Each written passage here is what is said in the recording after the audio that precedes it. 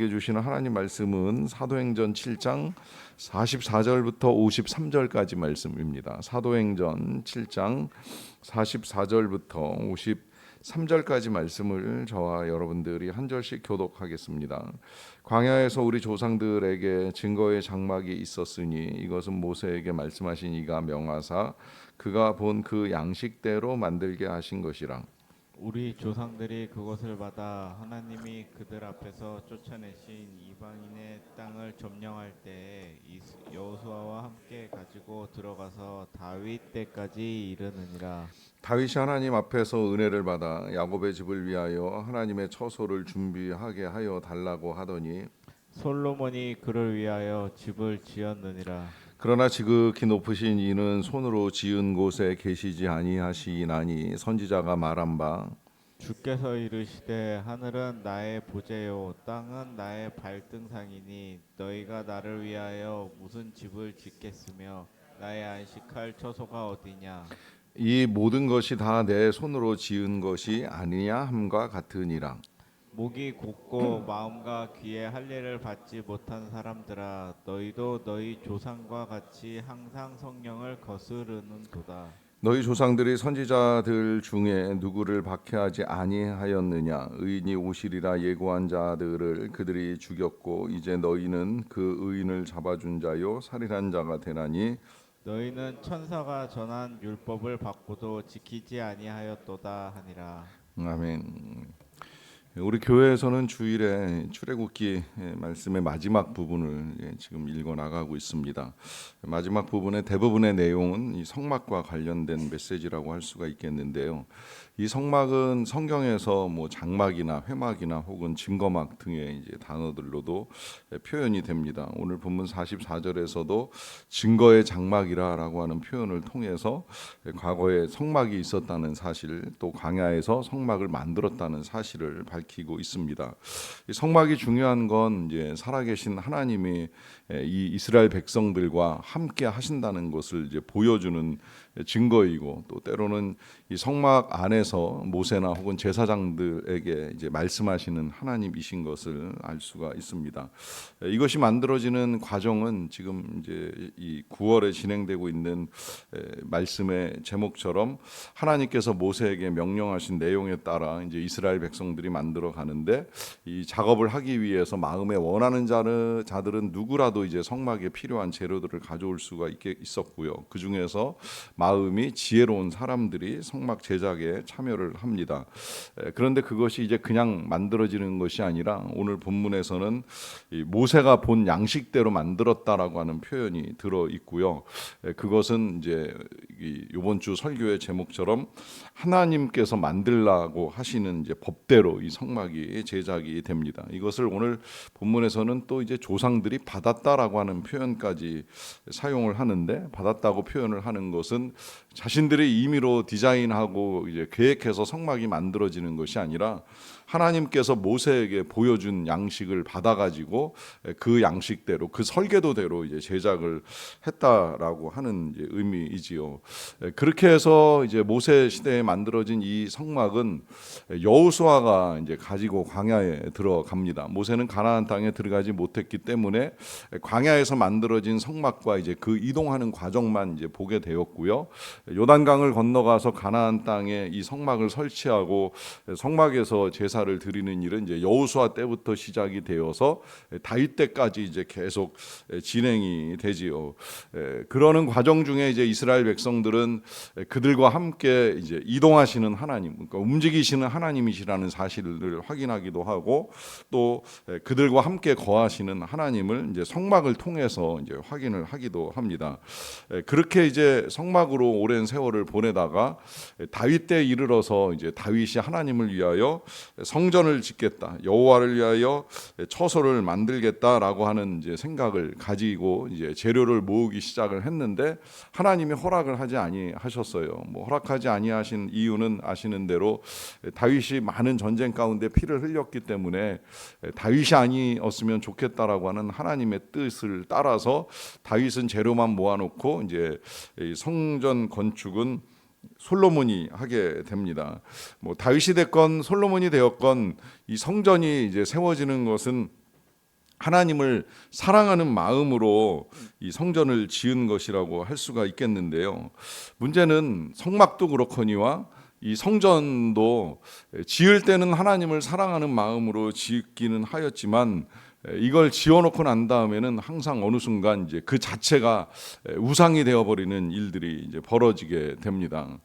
그래서 성소 자체를 뭐 우상을 삼았다 하는 내용이 명백하게 기록이 되어 있지는 않지만 적어도 이스라엘 백성들은 성소가 있는 동안에는 법궤를 하나님처럼 섬기는 경향을 보여가지고 이제 전쟁을 하다 안 되니까 법궤를 들고 나가서 전쟁을 하기도 하잖아요. 그런데 문제는 이 법궤까지 빼앗기는 사건을 겪으면서 법궤 자체가 능력이 있는 것이 아니라 하나님이 능력이 있으시고 법궤는 그 능력에 하나님께서 은혜를 베푸시고 용서를 베푸시는 자리라라고 하는 사실을 다시 깨닫게 되죠.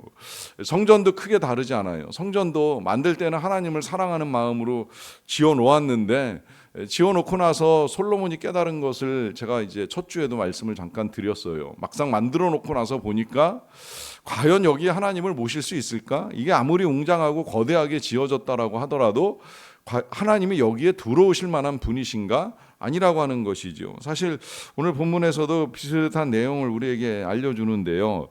48절 말씀입니다. 그러나 지극히 높으신 이는 손으로 지은 곳에 계시지 아니하시나니 선지자가 말한 바 주께서 이르시되 하늘은 나의 보좌요 땅은 나의 발등상이니 너희가 나를 위하여 무슨 집을 짓겠으며 나의 안식할 처소가 어디냐 이 모든 것이 다 내 손으로 지은 것이 아니냐 하는 말씀을 합니다. 이 말씀 그대로 하나님은 하늘 자체도 사실은 하나님의 보좌가 될 수가 없는 것이고요. 이 땅 전체를 하나님의 발받침으로 삼아도 발을 올려놓으실 수 없을 만큼 거대하신 하나님이 어떻게 보면 하나님의 편에서는 굉장히 작은 우주를 만드셨다고 볼 수가 있는데 그런 하나님을 감히 우리가 성소 하나 지어놓고 혹은 성전 하나 지어놓고 여기에 거하실 것이라고 하는 생각을 가지는 것은 잘못되었다라고 하는 것이죠. 그런데 막상 이 성전이든 성소든 아니면 심지어 이제 이 교회당 예배당을 만들어 놓고 신앙 생활을 하는 우리들조차도 이 공간 안에 갇히게 되면 이제 빠지는 위험이 있습니다. 그건 이 공간 안에 오면 하나님을 만날 수 있다. 내지는 이 공간 안에서 모이기만 하면 된다. 내지는 더 나아가서 이 공간 안에서 과거 같으면 제사 드리면 되고 요즘 같으면 예배 드리면 이제 우리가 신앙생활 할 건 다 했다. 하나님을 향하여서 할 일은 다 했다라고 하는 생각을 가지고 있게 됩니다. 그러다 보니까 이제 생기는 문제가 51절에서 이렇게 나오는데요. 목이 곧고 마음과 귀에 할례를 받지 못한 사람들아 너희도 너희 조상과 같이 항상 성령을 거스르는도다라고 합니다. 그러니까 이 공간에 빠져가지고 공간 안에서 신앙생활 하는 것 좀 더 이제 정확하게 표현하자면 전 종교생활이라고 표현하는데 그 종교생활에 익숙해진 사람의 모습을 일컬어서 성령을 거스르는 삶이라고 하는 표현을 쓰고 있어요. 그러니까 이제 이 과거에 이스라엘 백성들 여기 지금 스데반 집사님은 이제 당시에 지금 재판을 진행하고 있는 제사장들을 상대로 해서 이제 말씀을 하고 계십니다만은 아까 우리가 읽었던 인용된 말씀은 이제 이사야 선지자가 이스라엘 백성들이 BC 500년 이전에 이제 그 바벨론에 의해서 멸망하기 직전에 말씀하신 내용에 이제 맨 마지막 부분이 인용된 것인데 그때의 사람들도 역시 성전을 붙들고 성전 안에 드나들면서 아무 문제가 없다고 생각하던 이제 그때의 이제 경고된 메시지인데 그때의 메시지를 들을 때에도 결국 그들의 삶은 다 하나같이 성령을 거스르는 삶이었다라고 하는 것입니다. 근데 도대체 이 성령을 거스르는 삶은 그럼 무엇이냐라고 했을 때 1차적으로는 목이 곧고 마음과 귀에 할례를 받지 못한 사람들아라고 하는 말씀을 하잖아요. 자, 여기서 마음과 귀에 할례를 받는다라고 하는 표현이 나왔는데요. 할례는 아시는 대로 몸에 행해지는 것이고 또 남자에게 주로 이제 행해지는 것입니다. 이 할례 예식을 통하여서 그 이스라엘 백성들은 하나님의 백성이라고 하는 이제 은혜의 약속을 하나님께 받으면서 동시에 이제 자신들은 하나님의 말씀과 하나님의 뜻에 따라 살겠다라고 하는 약속을 드리는 행위예요. 그러니까 이 할례가 이 일방적이지 않고 하나님의 은총을 믿는 믿음과 동시에 그 은총에 합당하게 살겠다라고 하는 표식으로서 인간의 몸에 이제 남기는 행위가 될 수가 있는데, 그것이 오늘 본문에서는 인간의 몸이 아니라 여기 지금 마음과 귀에 할례를 받지 못하였다라고 하는 표현을 쓰고 있습니다. 자, 이것은 몸에는 하나님의 백성된 표식이 있을지 모르겠지만 마음이나 혹은 그 귀는 전혀 하나님의 백성 같지 않다는 이야기예요. 왜 그럴까요? 그 마음에는 하나님을 사랑함이 없는 거예요. 하나님보다 자신을 더 사랑하는 거예요. 당시에 제사장들이 가지고 있었던 가장 큰 문제는 이제 여기에서 비롯되는 거예요.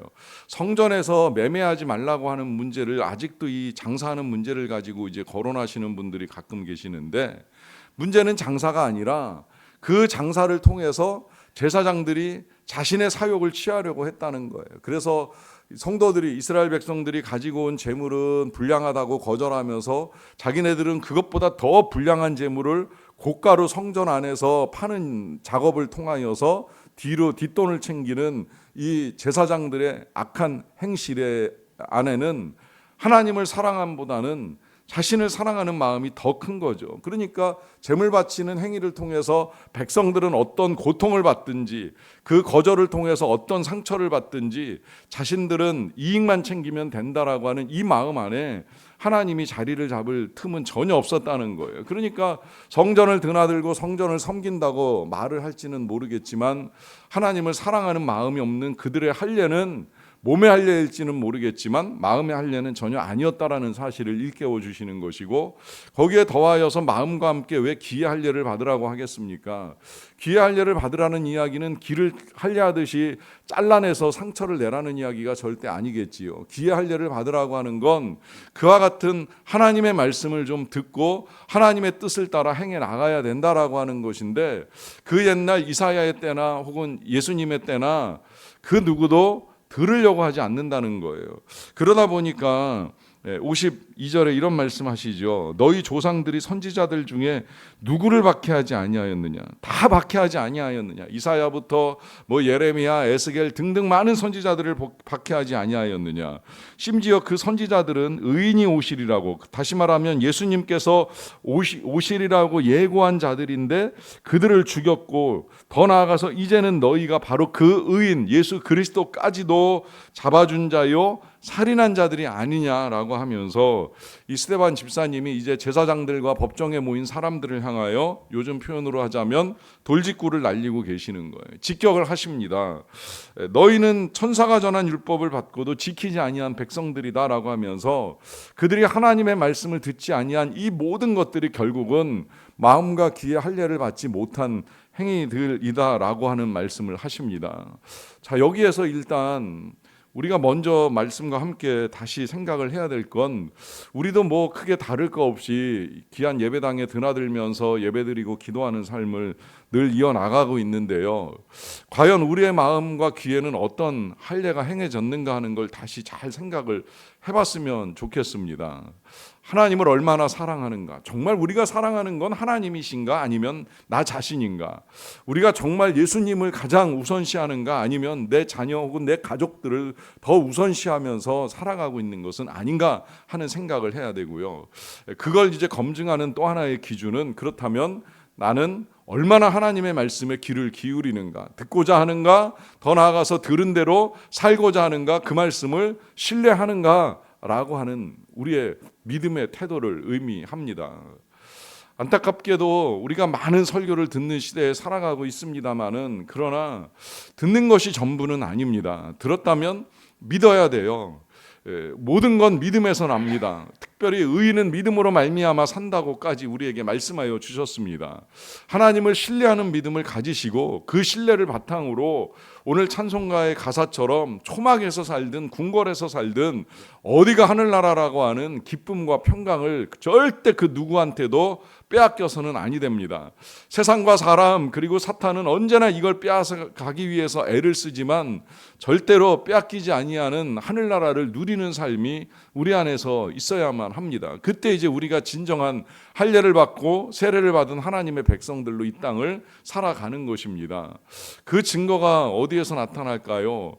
바로 이제 여기까지 메시지를 들은 이 사람들의 반응에서 나타나는데요. 안타깝게도 여기까지 메시지가 전달이 되다 보니까 사람들은 더 이상 듣지 못하고 이 스데반을 죽이기로 결정하고 이를 갑니다. 안타까운 건 그들이 마음에 찔렸다라고 하는 말씀까지 나오고 있는데 이 찔림 때문에 회개를 하는 것이 아니라 오히려 이 찔림 때문에 스데반을 향해서 이를 갈아요. 제가 요즘 많이 고민하는 문제 중에 하나인데요. 저는 어떤 메시지도 설교뿐만이 아니라 부모의 훈육 이걸 과하게 표현해서 잔소리라고 하더라도 전달되면 회개하고 삶이 바뀌는데 전달되지 않으면 맘 상하고 기분이 나빠요. 그러니까 이제 반항하고 더 악한 행동들이 나오는 모습들을 많이 봅니다. 그러니까 아무리 좋은 잔소리라도 아무리 좋은 양육이라도 심지어 아무리 잘 만들어진 설교라도 들리지 않으면 소용이 없다는 걸 요새 뼈저리게 깨닫는 거예요. 그러니까 지금 이렇게 귀한 설교 스데반 집사님이 이스라엘 전체 역사를 잘 아울러 가지고 지금 다시 예수님을 전해주기 위하여 길을 쓴 이 설교도 전달되지 않으니까 전달됐어요. 근데 마음에 찔리고 난 다음에 회개가 일어나지 않으니까 결국 그들은 돌을 들어서 이 귀한 집사님을 쳐서 죽이는 악행을 저지르고 모든 것이 끝나버리고 맙니다. 그런데 더 놀라운 건 그 와중에 이 스데반 집사님은 자신을 향하여 돌 던지는 백성을 바라보는 것이 아니라 하늘을 향하여 눈을 들어 예수님을 바라봅니다. 그가 놀랍게도 본 예수님이 오늘 우리 본문에 기록이 됨으로 말미암아 지금 한 사람의 생명이 순교함으로 이 세상을 떠날 때 천국에서는 어떤 일이 벌어지는가 하는 걸 우리가 알게 된 거잖아요. 예수님이 보좌에서 벌떡 일어나셨어요. 그래서 이제 이 집사님을 맞이하시려고 준비하고 기다리고 계시는 거예요. 그걸 보는 순간에 이 스데반 집사님이 이 자신을 향하여 돌 던지는 사람들을 향해 용서를 구합니다. 더 나아가서는 자신의 영혼을 주님의 손에 의탁하지요. 여기에서 그는 다시 한번 천사의 얼굴을 많은 사람들에게 보여주고 드러내면서 끝까지 평강을 잃지 않고 오히려 영광스러운 기쁨을 가지고 하나님 나라에 들어갑니다. 여러분, 우리의 소망이 바로 여기에 있어야 합니다. 영광스럽게 기쁘게 하나님 나라에 들어간다는 사실입니다. 그것이 오늘 저와 여러분들의 삶에 평강이 되고 담대함이 되고 또 말씀을 살아나가는 하루의 능력이 되기를 간절히 축원합니다. 기도하시겠습니다. 사랑과 은혜가 풍성하신 아버지 하나님 감사합니다. 오늘도 우리의 귀에 하나님의 말씀을 들려주셔서 감사합니다. 또 우리의 마음에 무엇을 추구하며 살아야 되는지를 알게 해주신 것도 감사드립니다. 주님 더욱 사랑합니다. 예수님 우리에게 베푸신 은혜가 너무 큰데 우리의 사랑으로 다 갚을 수 없지만 그러나 조금이라도 우리의 마음과 사랑을 주님께 드리며 살아가게 되기를 간절히 원합니다. 하나님, 우리가 수없이 예배를 드리고 수없이 예배당을 드나드는데 또 많은 기도를 주님께 드리는데 행여라도 성령을 거스르며 살지 않게 하여 주시옵소서. 오히려 우리에게 들려주신 바 하나님의 말씀을 듣는 가운데 그 말씀을 행하고 그 말씀을 따라 살아감으로 말미암아 이 세상에서 우리가 보여주어야 될 빛의 자녀된 자의 삶을 아름답게 살아나가는 자들이 되게 하여 주시옵소서. 하나님, 그래서 우리가 주 예수 그리스도의 복음을 전하는 일로부터 사랑을 나누고 용서하고 화해하고 더 나아가서 하나님의 나라를 이 땅에 이루어가는 일들을 아름답게 이룰 수 있는 자들이 되게 하여 주시옵소서. 그렇게 살아갈 수 있도록 하나님 우리에게 성령으로 충만하게 하여 주시옵소서. 오늘도 성령의 지혜 지혜와 능력, 성령으로 믿음을 더하심으로 말미암아 믿음으로 누릴 수 있는 담대함과 신뢰 그리고 확신과 평강을 누리는 자들이 되게 하여 주시옵소서. 그렇게 오늘 이 아침에도 믿음을 가지고 기도하는 모든 주의 백성들의 삶에 임하여 주시고 마음에 거하여 주시고 또 가정 안에 역사를 일으켜 주시기를 간절히 원합니다. 무엇보다 우리 자신들이 먼저 변하는 역사가 나타나게 도와주시고 우리의 변화를 통하여 가족들의 변화까지 아름답게 이루어가는 우리의 삶이 될 수 있도록 하나님 은혜 위에 은혜를 더하여 주시기를 간절히 원합니다. 우리 선교사님들에게도 동일한 은혜를 내려주시어서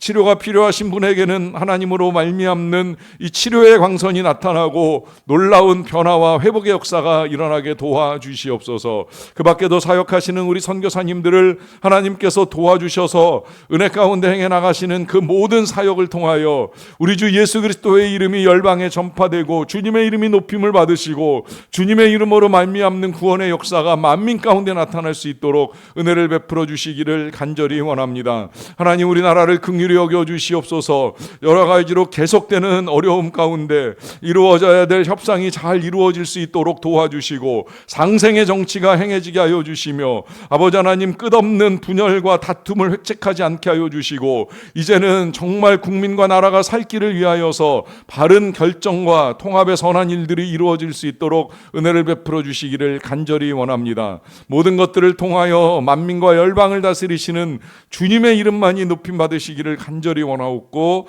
예수님의 이름으로 기도하옵나이다. 아멘.